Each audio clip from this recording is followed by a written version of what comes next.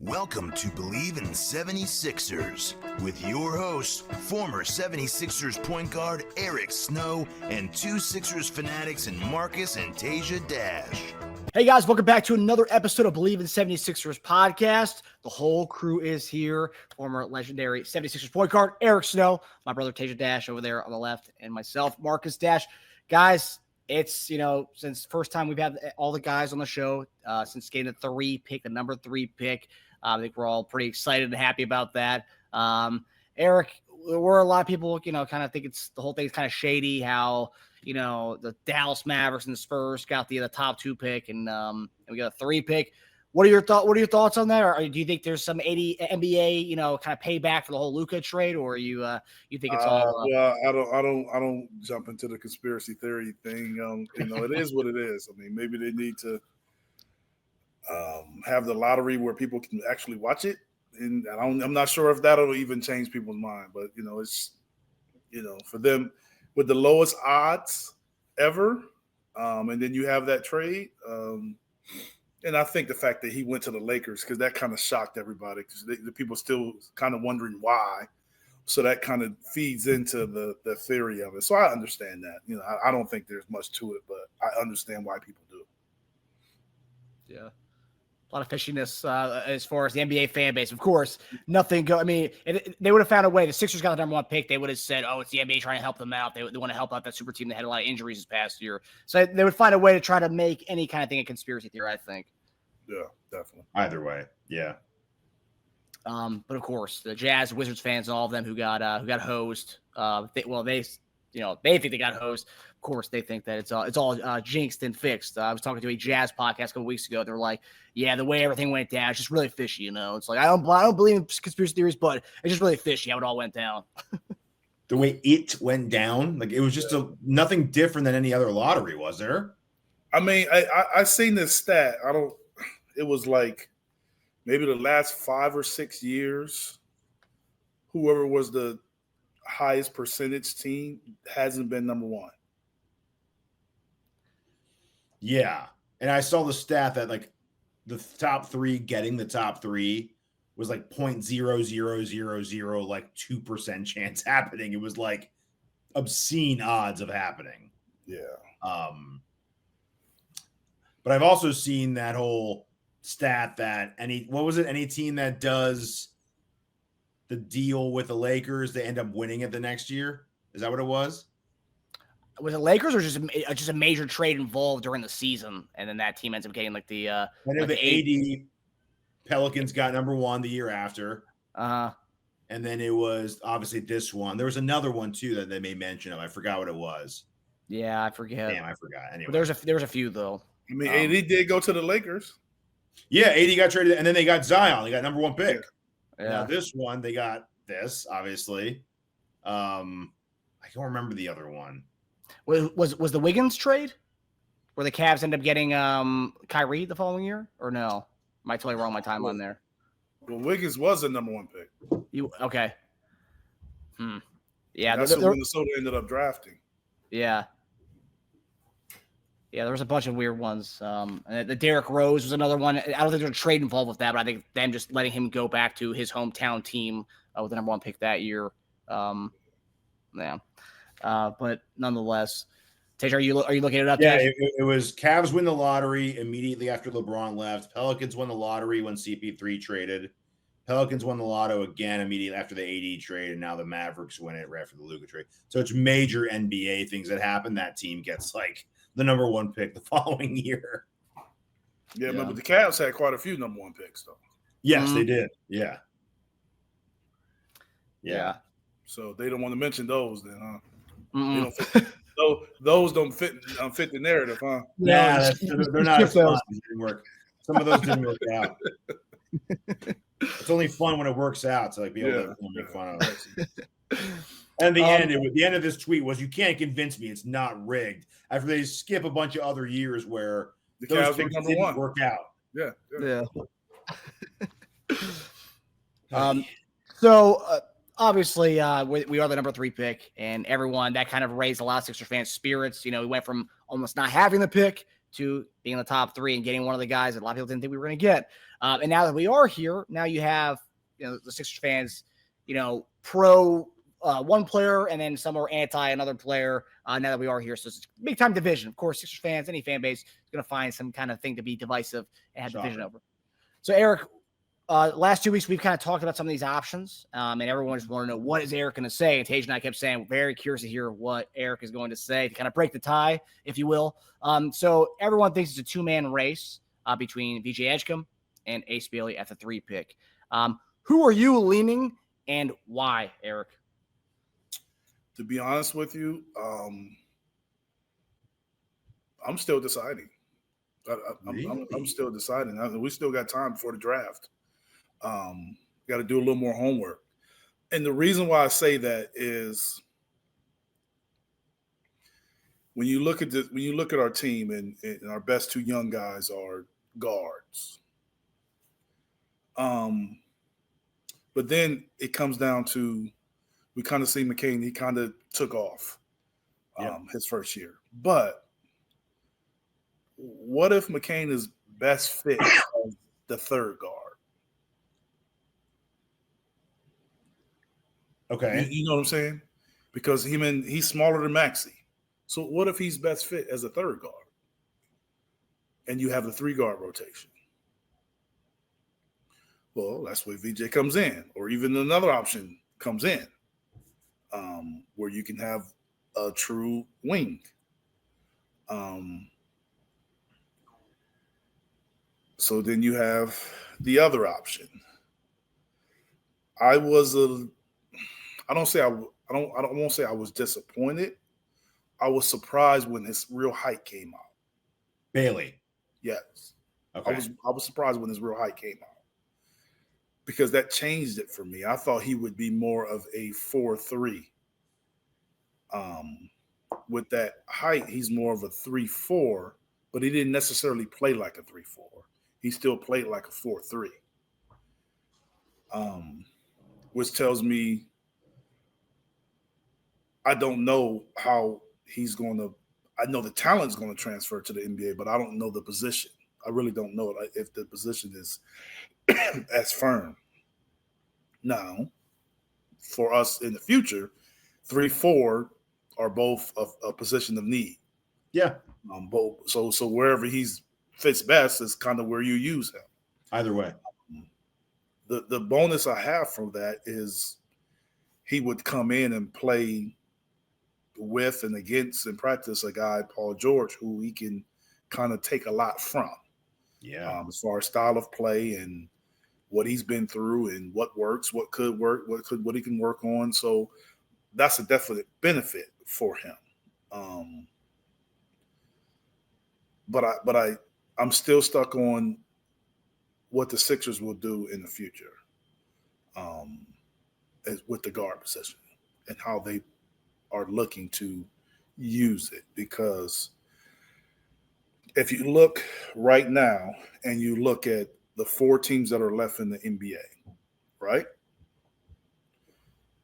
I wouldn't necessarily say their best player, because I think the Pacers' best player is Pascal, but their most dominant player is Halliburton.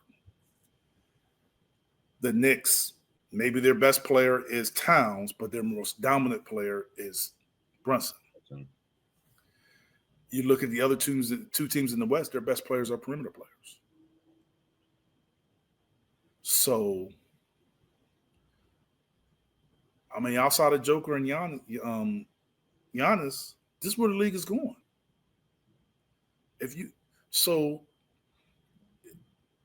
have a guy and Wemby, up and coming Wemby. I mean, Wemby, I'm just saying, but those are, you got Wemby, you got outside of, you got Wemby, but Wemby is different. You know what I'm saying? You got those, but I'm just saying, like, outside of that, it's kind of like a perimeter game. So, and I don't say that to lean towards the guard. I say that to lean towards having someone with extreme skill that can play on the perimeter. And that's where I'm kind of like, still kind of like, wait a minute. Are we just going with who we think is the most skilled and most talented? Are we going with someone that's maybe the skill isn't that much of a difference? And then we'll go with someone that kind of fits our young nucleus. So I would say right now I'm not really leaning either way Okay. because I still have to see more. I still have to see more. Like if I was drafting today, I would draft Bailey based on the ceiling. Okay. If I was drafting today. But I will hold that until we get a little closer to the draft because I've talked to a couple people, researched a little bit. I've had people kind of throw another name, other one or two names, and say they should be in consideration for our team because they felt that they were better shooters or better fitter. They felt we need more shooting, and they felt that they were better shooters than those two guys. Like the Johnson kid from Texas. Yeah, he can lights out shoot. So I've had someone say that, oh, he's a better fit for you all. No, I don't necessarily believe him. I'm just saying, like, that's where people that I know they scout, that's sort of how they look at it. Like, I'm not sure when it comes down to them, if they were making a decision to draft, if they would make that decision. I don't know. Mm-hmm. But people can say that, in private, how they feel. So I still have to see more, man. I have to see more, and I have to see more from the Sixers as far as what we're going to do. This is, at this time now, I kind of wish that it was more of the NFL version of free agency before the draft. Yeah, that would help. But because we have to see what happens with Grimes too. That's another guard in our rotation right there. Yeah, I mean the way he played, like that eliminates, VJ. But I'm not sure if we're gonna keep everybody. We don't know. Yeah, you know what I'm saying. But if we do, then yeah, definitely. If Grimes is, if that's what I'm saying, if Grimes is a huge part of them moving forward, and he's going to stay, then yes, Bailey's the guy for sure. Yeah.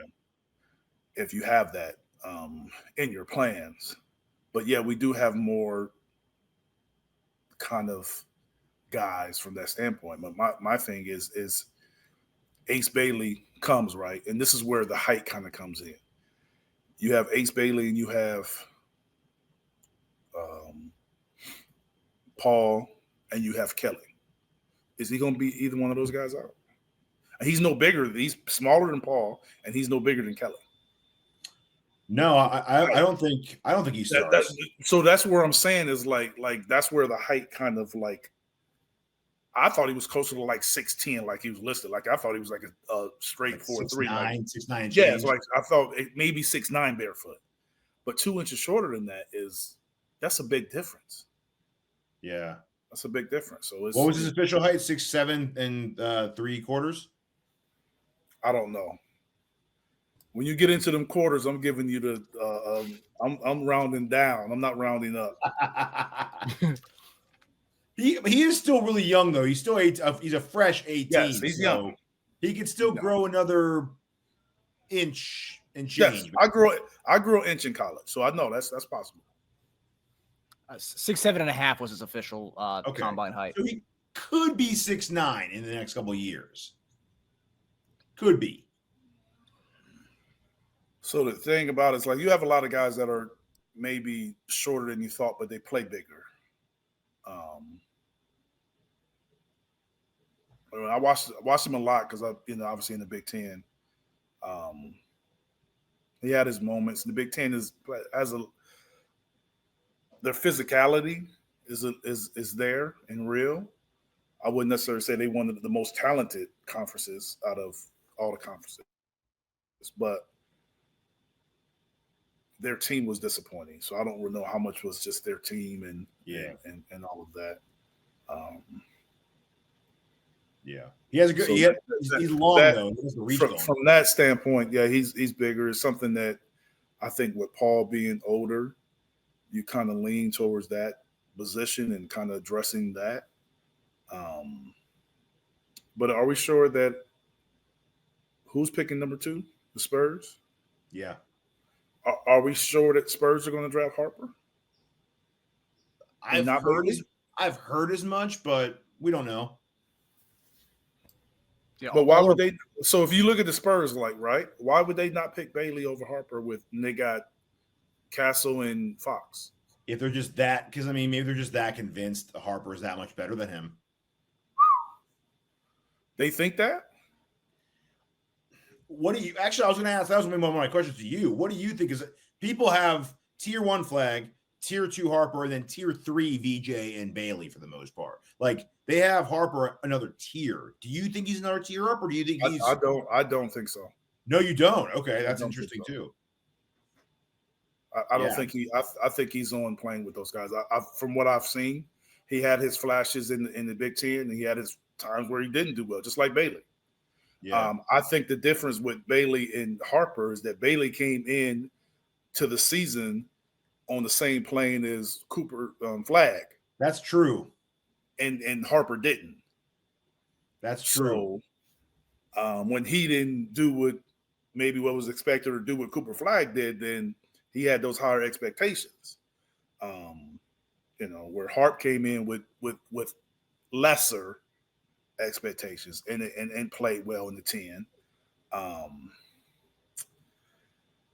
don't know. I've heard some guys say they really like Harper, and I had some scouts, and tell me that they weren't as high on him. I'm not knocking Harp, son. I like him. I'm just saying from the Spurs and what they have, I don't understand how everyone's convinced that that's who the Spurs are taking. That's what I'm saying.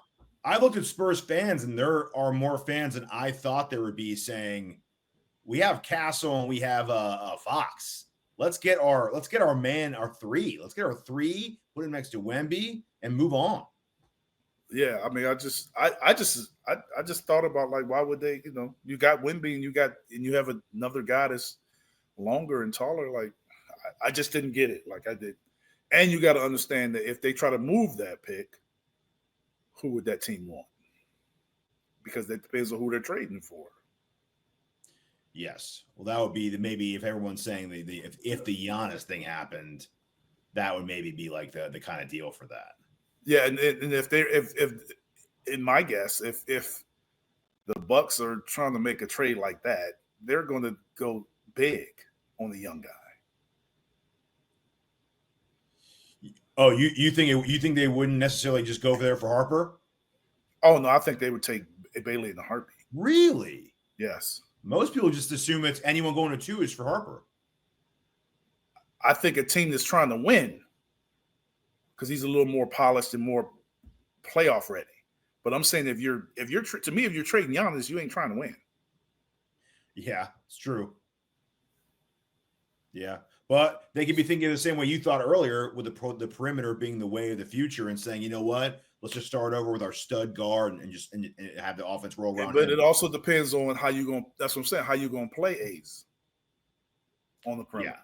So I'm saying Ace can't really play that way with us having McCain and Maxey. Mm-hmm. He's not going to have the ball in his hands a lot. No. So he's going to have to learn how to play team basketball. Or he's going to have some catch and shoot. You may run some plays for him, and then if Joel was even anywhere close to where he's capable, he's definitely going to be a catch and shoot guy. Yeah. So you'll have some flashes of doing other stuff, but that's what I'm saying. Like, what is it? Are we just getting the best talented guy, or are we trying to get the best fit?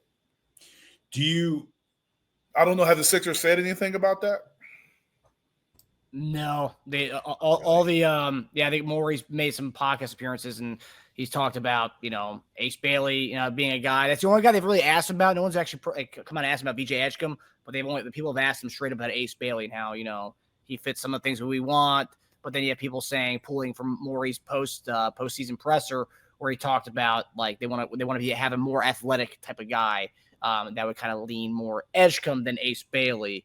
Based on that kind of look, but yeah, nothing from Morey on the 3rd pick, really. I mean, are they considering Ace Bailey not an athletic guy? Yeah, I mean, fans are speculating he's not like him, BJ, but I'm saying, but he's not a non-athletic guy.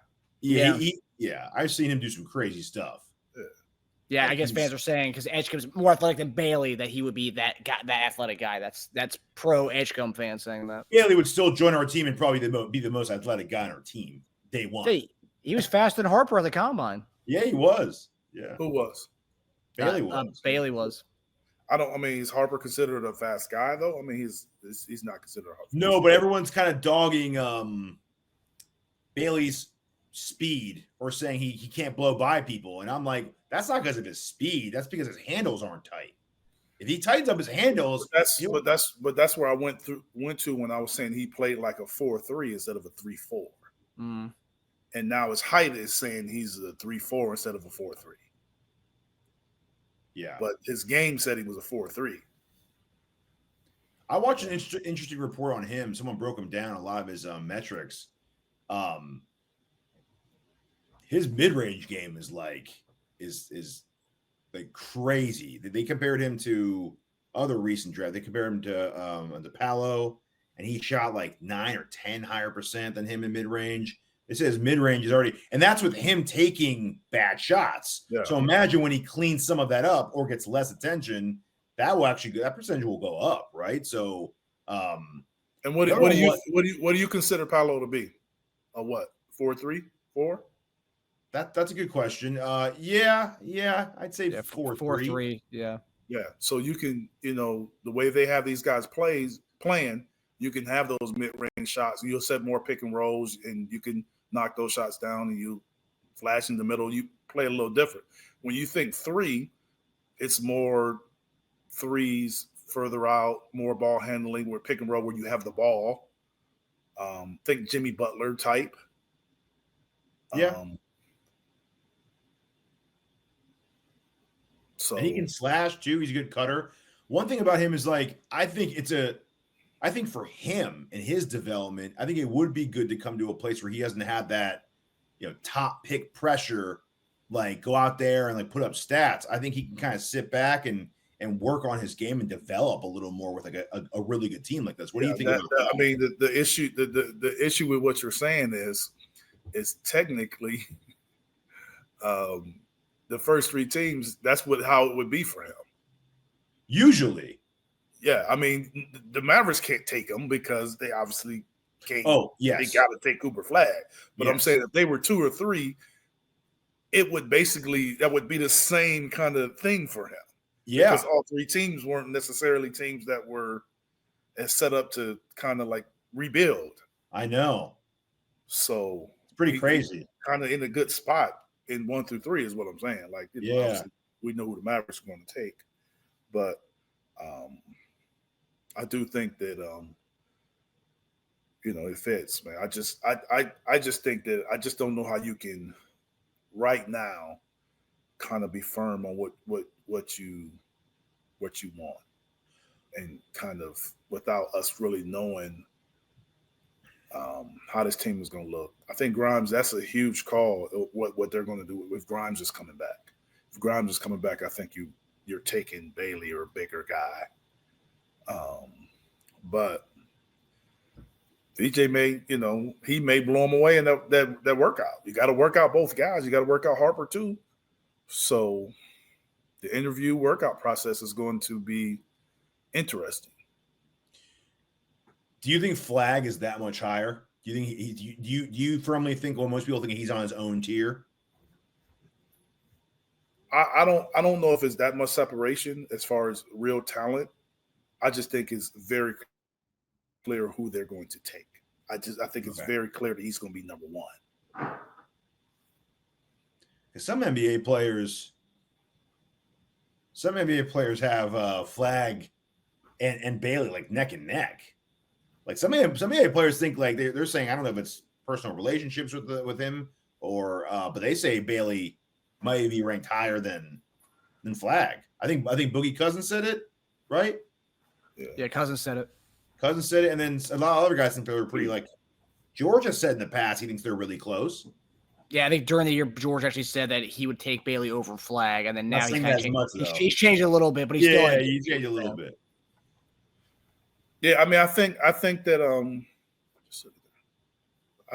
what a lot of these guys are looking at is they've seen these guys just from USA Basketball and these kids coming up and travel and EYBL and all the different things that they play. that some of these, and probably worked out with some of them, probably seeing the raw talent of what they have. Mm-hmm. I've had many people tell me from a talent standpoint, it's not much difference, or they would put Bailey ahead of him. That's something I've heard too. So ceiling then. Yeah. So Potential. A lot of people think that, I wouldn't say a lot of people. I hear people think that Cooper Flagg is better, but his room for improvement is higher. He's not closer not to as his ceiling. wide, not as wide. Okay. They're basically saying he's really good now, but he's not going to make this huge jump when he gets to the NBA.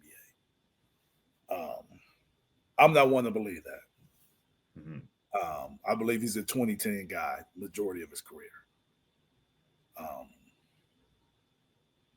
Now, I don't think he's a 30 guy. I may be proven wrong. But I think with Bailey, he has a chance to be a 30 guy. That's where you kind of like, you looking at it, you like, okay, well, I know the NBA game. Like, I see, the guys are looking out of the NBA kind of like mirror, like, okay, I know the NBA game. I see what he can do. Now, he can really take off when he get there.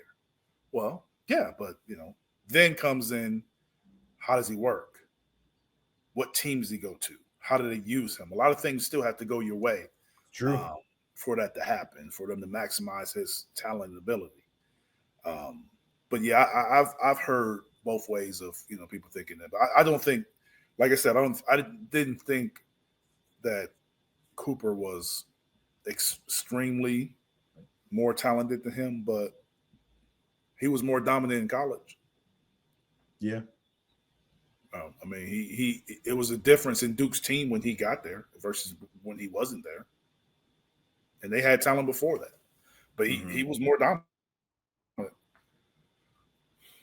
mean, he has, things that he need to work on just like everybody else does. But I thought the college season kind of showed the separation, whether you want to talk about skill or not. But the college season showed the separation that I don't think you could take Bailey over him after witnessing what you witnessed in college. Yeah. Yeah. Agreed. Erica, one of the most comments we got, because we kind of talked about his height a little bit, but one of the most comments we got over the last few weeks was people are kind of overplaying this whole height thing, that when he puts shoes on, he is about 6'8.5", 6'9". So why is that such a big deal? That was kind of the one thing that I think a lot of people want us to ask you about. And you're saying because he's a 4'3", that does kind of play. Well, I mean, it plays into sometimes. Because when he puts his shoes on, everybody else put theirs on too. So it's not like he's gaining height. Yeah. So the reason why I say that is because if it's not that big of a difference, then more perimeter players can defend him. So if we play him at 4, now, say for instance, we play him at 4 and Paul is out and we got somebody else, or either, with Paul, and then you have Joel and Maxey and McCain, right? Now you go and you play, let me see, we play Denver. Well, Denver can say, okay, Paul George is their 3, but we're going to put Eric Gordon on their 3. And then we can put I forgot the 3's name for Denver. We're going to put him on Bailey. Because we don't think he causes any kind of issue because there's no real height difference. He don't cause any issue. He's not going to post a guy up. He's not going to punish the 3-man. So we can put a 2 or maybe a 3 or maybe a 2 on him. So that's where the height kind of comes in, where you have a 4-man, it doesn't give you any kind of advantage a lot on the perimeter on the post. Where if you come in and all of a sudden he's 6'9" or he's 6'10", and you putting a 6'5" guy on him, it's clear. No, that's an advantage. You put a 6'6", that's an advantage. But you eliminate some advantages with that maybe I thought going in that you had. You see how I see 100%. Yeah. So, but like I said, some guys are smaller but play bigger. So he may play bigger. We don't know. But that's why I say it wasn't like disappointing. I was just surprised. Like 3 inches differences. And I know most guys in college get height. But same thing with the kid from Michigan State, Jay Rich son. He was like listed at 6'3", and he was like 6'1.5". Yeah. I knew he wasn't 6'3" because I've seen him, so I knew he wasn't 6'3". Right. But I didn't know he was like almost 1.5 inches or 2 inches shorter than me. You know what I'm saying? Some people looked at that video of Giannis working out with Bailey, and they look pretty close in height. They look like right there with each other. That's why I said it was surprising to me. He doesn't. He didn't. Giannis is a real he like was 6'11". Nothing about right? him looked like that. Like I was. Like I'm still kind of like for real. That's it. That's all he measured. Yeah. He wasn't even 6'8". It's weird. Because Giannis is like 6'11", right? A real 6'11". I don't know. Maybe 6'10.5". Let's get Or the maybe halves 6'9". out. I don't know. He has really, really long arms, so he may come off as taller than you think.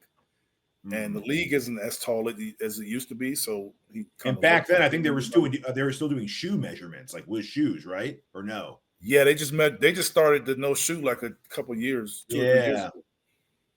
So it's hard to really know then because he probably got measured with shoes. No, but everybody's current height is no shoes. Listed? Really? Everybody's current height in the NBA is no shoes.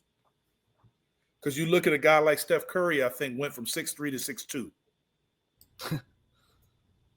His height is listed height. Right. I mean, Giannis is listed at 6'11". He might be. But I'm just saying that you look at everybody's listed in NBA height is barefoot.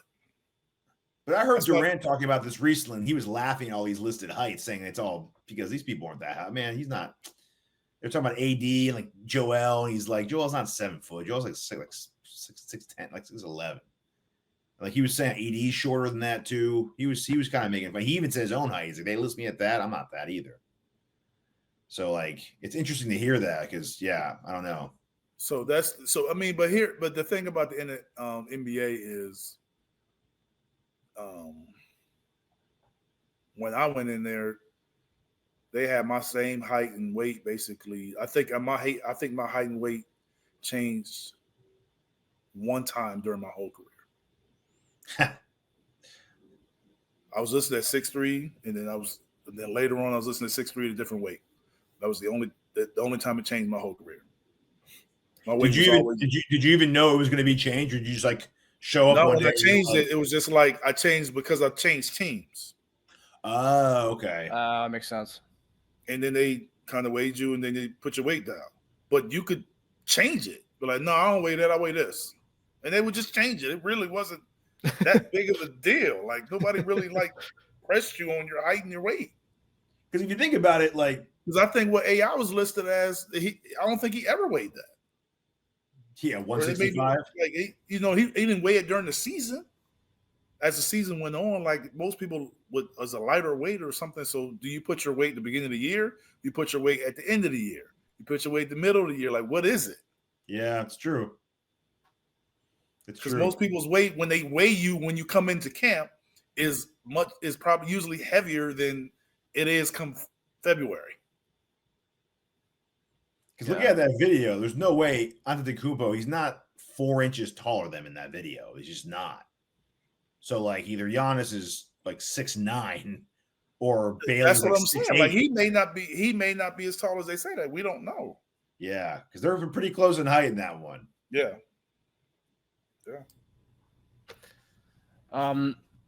Yes, that's interesting.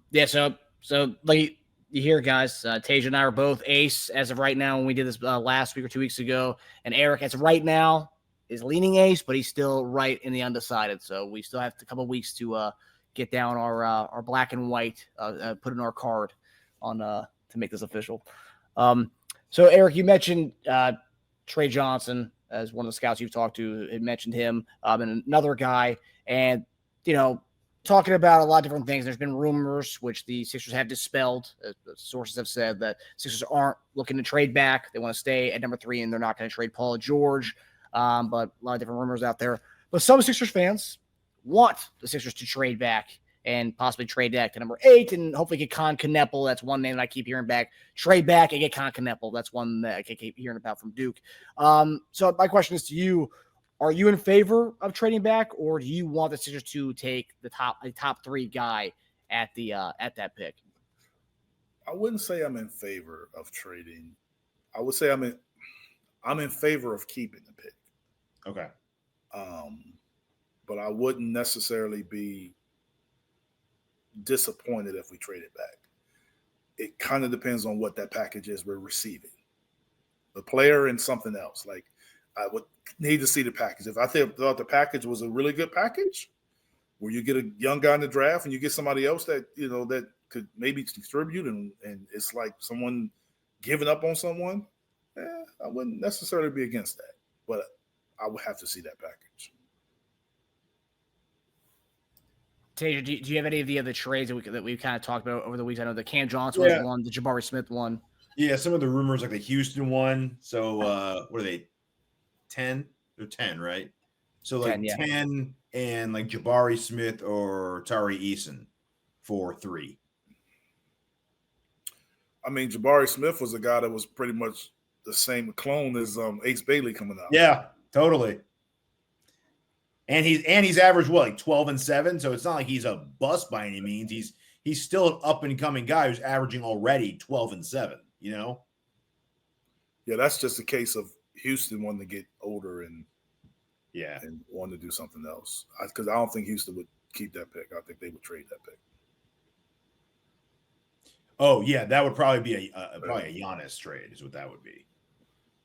Eventually, get 3 and then trade it for Giannis. What was the other one? It's a really popular one too. 8 and Cam Johnson for 3. I believe the Sixers would do that. You think so? Yeah. Because what? Hope Johnson falls. So take Johnson and I believe that with him from the Cam and the depth of the top 10 picks, I think that the Sixers would do that. I don't think the Nets would, but I think the Sixers would. Interesting. Because at that pick with him, Ray, you probably look at Con Kneppel, maybe Trey Johnson falls. There's a few guys there, but there's a lot of Sixer fans who really are big on Kneppel, which I don't really see that as far as just sticking with 3 and taking him. What are your thoughts on Con Kneppel, Eric? If you've done any, I like him. He was a little smaller than I thought.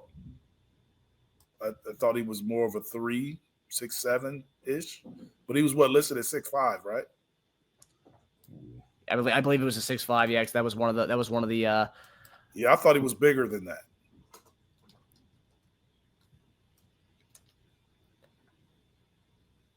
I keep seeing 6'7". I want to see what his actual measurements were. He was measured at 6'7". I thought at Duke, but I thought at the measurements he was 6'5". He was 6'5" at the combine. 6'5". Listed at 6'7" at Duke, 6'5" at the combine. Yeah. So that kind of like changed my thinking a little bit with him. That the only way I would see that is like him and you get somebody from Cam Johnson from Brooklyn. Yeah, that might be it. Them two together. Yeah, I would take that over a number 3 pick. I wouldn't take that over the number 1 pick, but I'd take that over the number 3 pick. I think that's something you could consider. But it all depends on how. Now, here's what I'm saying. Say, for instance, the Spurs take Ace Bailey. Would you then make that trade at number 3?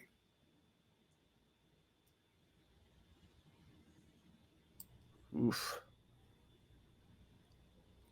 I mean, Harper would be interesting. We'd have so many guards, though. We'd have Harper. That's what I'm trying to say. So that's what I'm saying. Like, but that's what I'm saying. Like, you have to look at how this is going to go. Like, as we're talking, I don't know how people would just assume that Bailey's going to be there. Do you think some people have said Harper can maybe bulk up a little bit and play like point 3, like point forward at 3? The bulk up is not going to give you height. Now, I don't see. I think he's a guy that you can play 3 guards. I don't know if you can start 3 guards. I just don't know. I mean, essentially the Lakers play 3 guards for the most part. They got LeBron's. LB's basically a 4 now when they play whoever else they're playing. So, And he measured it at 6'4.5". Yeah, he's wing. He's a guard. Yeah. And he's not a small guy. He was probably, what, 215, 220? He measured it at 213. Yeah. So he's not. So they say bulk up. He's already bulked up. Yeah. He's pretty stacked. Yeah. Yeah. Yeah, well, I mean, I think kind of with that, if Harper was at 3, they wouldn't. I don't think they signed Grimes then, because then that'd be too many guards at that point. Well, you Yeah, just that's- lose. so that's what I'm you just saying. lose Like, Grimes then for nothing. I don't know. Hey, man, some people are not as high on what Grimes did as other people are because of, you're playing against a team that's not really trying to win. And we've seen people do that, and then they go the other direction when it's winning time. Yeah. Not to say that's going to happen to him, but I'm just saying that's a lot of people see it that way. Yeah, I don't think Grimes can sustain what he did on a winning team, but at least He showed that he could be a part of it. He showed that he could. Yeah, he did. And when people are out, he shows, give me the ball. I'll put it in the bucket. So I like that because we with our team, we are going to be without guys a lot. So we know he'll be like, all right, I'll shoot the ball 20 times and score 30 points if you need me to. So I like that, but it's a lot of guards. Yeah. I'd still go best player available. I'd still go Harper and just figure it out. But that's what I'm saying. Like, you who's determining who's the best player? Yeah. I'm saying for me. Yeah. But if they did have, let's say the Sixers had Flag, Bailey, Harper, just tied. And then let's just say it's VJ next one down. Yeah. I think they would just go best player at that point, right? They would just go Harper if Bailey's not there. If they had them voted 1, 2, and 3. Yes. Yeah. Yes. That's what we don't know. Yeah. Yeah. Like, I don't think we'll pick another player. What I'm saying is the Sixers could be at 3, right? And everybody, all these experts have them Flag, Harper, Bailey, 1, 2, 3. But the Sixers can come in and say, we got Flag, Bailey, XYZ, Harper. Sure. You know what I'm saying? Like, you can kind of choose differently with Harper because you're number 3. Mm-hmm. You're not really choosing between quote unquote Bailey and Harper. Number 2 is making that decision easier for you. Yeah. I also said too, if you love like the top 4, like let's say VJ is like right there with Bailey, you maybe see if Charlotte wants to just trade up one spot and see what you can get out of them. Yeah. If you don't have a preference, if you're like, I'll take whoever. If they can give us a future pick for just so I don't think that happens with Bailey, but I do think that happens if Bailey goes 2. If I'm Harper's not there, you mean? convinced that the Sixers are a lock to grab Harper. Really? Not would you have McCain and Maxey? I Oh, don't think so. they're not a lock to grab Harper. Yes. Oh, if okay. Bailey's goes number 2. I wouldn't just say that best player available. Like, I don't know if that's – I think best player available, but it may be best player and fit a little more with him than maybe Bailey. Yeah. So we get Harper. Is Harper going to play ahead of the guys? Say, for instance, McCain's healthy and Maxey and even Grimes come back. Is he going to play enough to warrant you moving and not taking another guy that's probably different? I don't know. I think that's a very interesting thought. I'm not swinging either way on that. I'm just saying, like, I just think if Bailey, that's why I just don't understand how people just assume Bailey's going to be there. So we got to start thinking about that too. Yeah. Yeah. Well, one of the things a lot of the draft experts are saying is that Harper would be right away, day one, he'd be starting your lineup. But I've seen some say if he were to come to the Sixers, he would push McCain to be that 6-man guy where he would start as the 1-2 with Maxey, allowing Maxey to play off ball when needed. That's kind of what I've read from some of the draft experts. So would he start with the Spurs? If they go 3 guards, I guess. So I'm not. No, you didn't mention 3 guards with us. I'm just saying, would he start with the Spurs? Well, yeah, I mean, yeah. They maybe Castle the 6-man role. The rookie of the year, you mean? Yeah, I mean, I don't know. I know, but it's interesting. McCain was an The rookie of the year that was arguably right? Their best guard most of their games. That guy. But it's crazy because McCain, if McCain doesn't get injured, he might be rookie of the year. So we'd be having the same exact conversation right now. Yeah, you're right. But how did it play out? And all 3 of us were pretty comfortable saying he'll be 6-man. So no, what I'm saying is, do you? No, I didn't say he would be a 6-man. I'm saying, do you think he would be a better fit as a 6-man? McCain. And the only reason you say that is because him and Maxey both trying to score the ball. Yeah, we would need and you more playing with Joel. So and you playing with Paul George. So do you need 2 guys that's trying to score the ball every time? Yeah, or do you bring in one and kind of balance that out? Yeah. We have great depth, though. I'll tell you that much. So now I'm just like, I just, it's a very interesting. I just wanted to bring up the conversation because, when you all send me the messages, it was just like Bailey. I'm like, well, who says he's going to be available? Like, we got to look at it from both angles. Him being there and him not being there. Yeah. But yeah. But the conversation's very similar with VJ and Harper, right? I understand that, but Harper to me is more of a 1-2 point guard. Yes. Instead of 2-1. And they just traded for De'Aaron Fox. Yes. Yeah. Who's not 30 years old. Who's what, 27? Yeah. Young. Come on, man. Like, this is clear to me that you can't necessarily crazy. just assume that they're taking them. Yeah. Yeah, it might be. And Castle's right now, like Castle is, you can feel however you feel about him. All I'm saying is he was rookie of the year and he had a really good year. So what the Spurs may want for him, if people want to trade for him, is probably going to be really high right now. True. Yeah. So they're basically saying he's high. We would take him over any guard in the draft right now. Do you think the Spurs would take him over any guard in the draft right now? I don't know about that. I'm just asking. Who you think they would take Harper over Castle? I think you can get more for the number 2. Look what Castle's done the last 2 years. I think you can get more for the number 2 pick right now than you could Castle. All I'm saying, I understand it, but what I'm saying, but look what he's done in the last 2 years. Went to UConn and played well, won a championship. Went to the Spurs, played well, and got rookie of the year. That's what he's done in the last 2 years. Yes. So you're telling me that they wouldn't be like, nah, we don't need a guard. We got him in the draft. I still think they ask for a lot if they were going to trade him. No, I'm not saying if they trade him. I'm just saying like that. So if you're asking the Spurs to make a trade, like the Spurs going to trade Giannis and try to get Giannis, you best believe they're asking for the number 2 pick and Castle, minimum. Those are locks that they're asking for sure, right? Yeah.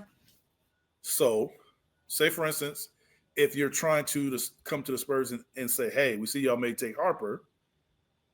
Is Castle available?" They're like, "Hey, what you gonna get?" Yeah. Their expectation to get something back is basically saying, "We have a top 5 pick. He would be a top 5 pick in the NBA draft right now. We already have him on our roster." So what makes it a lock that they're gonna take another guard? No, yeah. And I mean, you could just scale down one and have that same conversation with us. Let's say we're going to take Harper. Someone calls us like, well, do you need McCain anymore? We'll take McCain. You can have a similar conversation. I mean, the difference with McCain and Castle, the only difference is McCain is coming off an injury. Yes. Yeah. It's the only difference right now. So we couldn't get as much as they got for Castle. Well, we could still get a lot from McCain. Yeah, I mean, McCain is looked at differently. He's more of a Vinny Johnson type guy, where Castle was, Drew Holiday and all these other guys that are scoring and kind of looked at as bigger and defensively as well. Yeah. So I don't know. It's a good conversation to have. It's pretty interesting. Yeah. I mean, I don't think it's a lock. I know people have said that, but I don't believe anything right now. Yeah. I don't believe it's all smokescreen. Yeah.